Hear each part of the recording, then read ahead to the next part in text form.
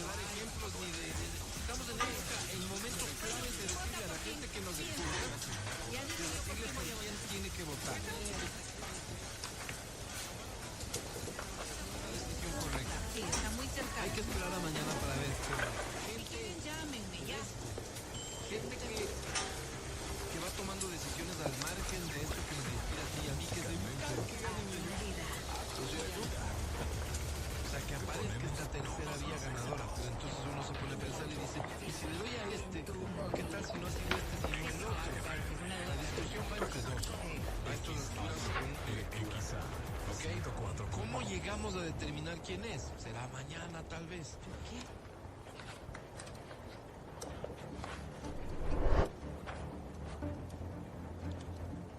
¿Por qué la vida es así, compañero? Terrible. No puede ser.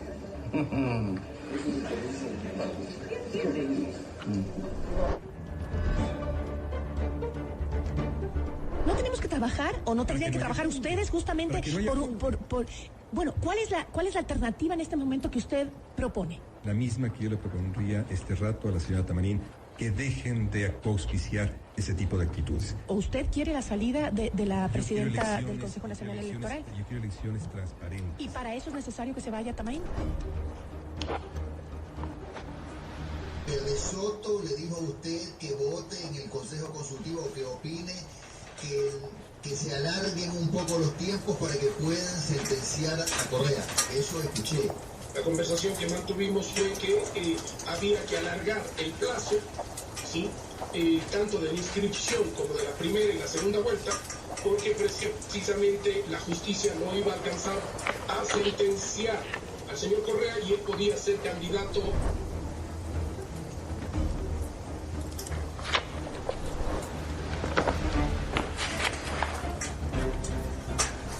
Y vamos obviamente a retomar el tema de la Comisión de Lucha contra la Corrupción con la asesoría de la ONU.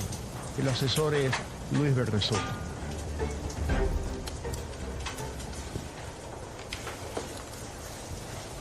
La pregunta uno sobre la extradición. Seamos claros, seamos conscientes. No es la solución por sí misma, pero sí va a ayudar. Es un instrumento que bien aplicado y de la mano de otras decisiones que debe tomar el Ejecutivo para enviar un mensaje a quienes quieren tener al Ecuador a su merced, a los que quieren todos los días atentar contra la vida y contra la dignidad de los ecuatorianos, a quienes quieren amenazar al Estado ecuatoriano, así como creo que es una herramienta sin intermediarios a través de nuestro voto. En estos momentos difíciles, cruciales que estamos viviendo, debemos estar juntos para enviar un mensaje fuerte de unidad de los ecuatorianos contra el crimen organizado. Una verdadera oportunidad de cambio que tanto... Esta consulta popular tiene un solo dueño, el ciudadano, sí compatriota. Por eso planteamos en campaña, en la segunda vuelta electoral, impedir la minería a cielo abierto, defender las fuentes de agua. Algo se logró en esta consulta. No pudimos lograr todo, pero al menos en esta consulta popular vamos a dar un gran paso. Vamos a mejorar el Parlamento, a reducir el número de legisladores, eliminar los levantamanos, los corruptos, los gobernados.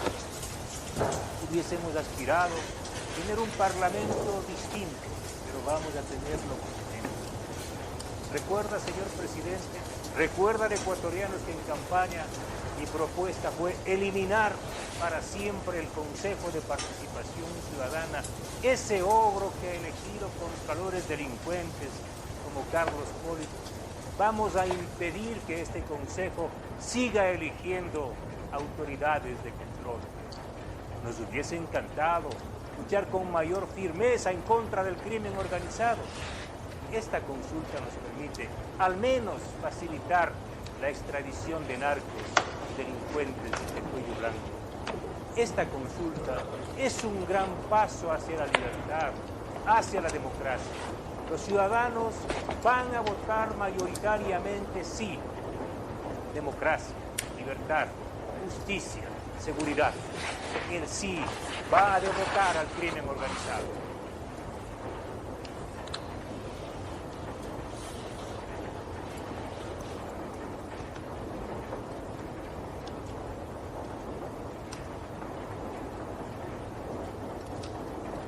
Contra el crimen organizado tiene un 71.9%, o sea que se permita la extradición de los ecuatorianos que hayan cometido delitos relacionados con el crimen organizado transnacional.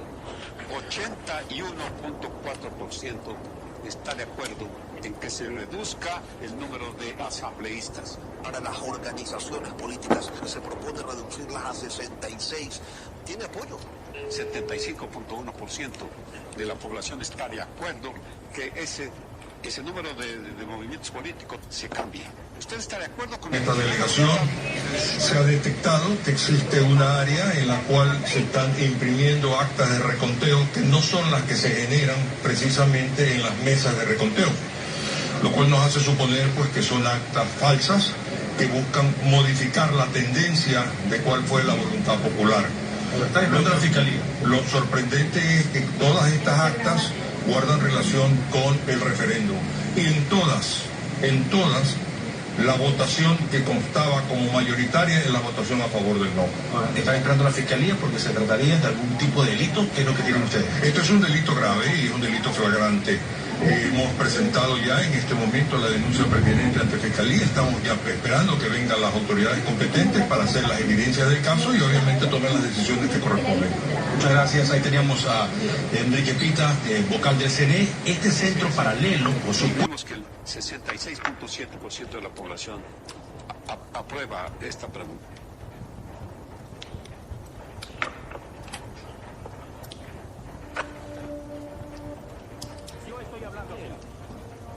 Usted puede decir lo que usted quiera. Yo estoy hablando, suspenda el micrófono. Pero señor, yo estoy hablando aquí. Usted no...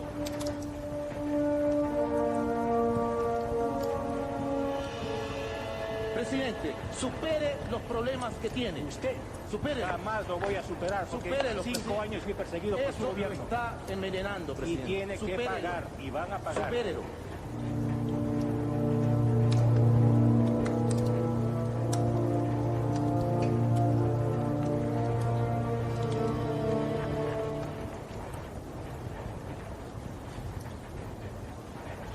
A su segundo llamado, el vicepresidente de Noticias de Ecuavisa, Alfonso Espinosa de los Monteros, acudió con sus abogados ante la Fiscalía de Delitos contra la Fe Pública en Quito, a rendir su versión libre y sin juramento en la investigación que lleva la fiscal Cecilia Garzón a la encuestadora C-Datos por una supuesta falsificación y uso de documento falso. Espinosa de los Monteros ingresó y salió por el parqueadero de dichas instalaciones en un vehículo plomo. Para este viernes también estaba convocado Guillermo Lazo, quien se encuentra fuera del país. Según señaló uno de los abogados de su defensa, presentaron una justificación de su inasistencia. Entendemos que será oportunamente, cuando ya registre el propio abogado que está presente en el país, señalarán un día y hora. A través de redes sociales, en las últimas horas se publicaron varias fotografías del banquero con su familia en Los Ángeles, Estados Unidos.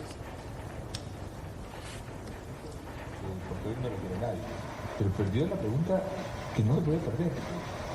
Todo eso está por decidirse porque todavía hay fraude, sospechas. ¿En serio? Sí. ¿Fraude? Oh, mira, jamás uno puede aventurarse. ¿Quién controla la mayoría de hacerlo? ¿Quién controla? Ajá, el correísmo. El correísmo controla la mayoría. Pero por supuesto. Perdón, pero la señora Temaín responde correísmo. Ella responde a quien quiera. El señor vicepresidente del CNE, el señor Peter es más correísta que Rafael Correa. El señor Peter, pero por supuesto, si eres el que manejó todo, acomodó la Junta Electoral de Manabí para que gane el correísmo. Y yo te estoy...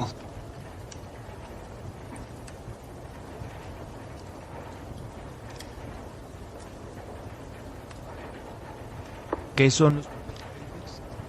Es la nueva investigación periodística a nivel mundial que revela secretos financieros que durante años guardaron políticos, artistas, empresarios y deportistas en jurisdicciones con beneficios fiscales, algunas de ellas conocidas como paraísos fiscales.